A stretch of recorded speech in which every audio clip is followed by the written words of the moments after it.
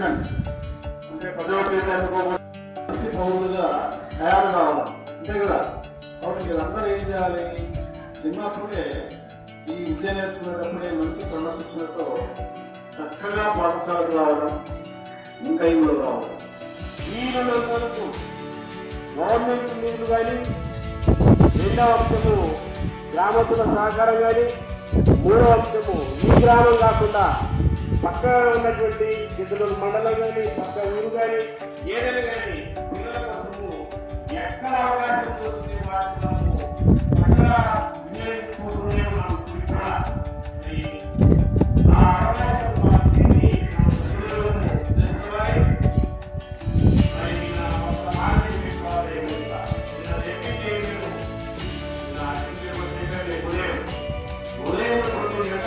సాయంత్రం 7 గంటలకు మాట్లాడుతూ వల్ల 5 సమావేశం ఏర్పాటు చేసి సర్పంచ్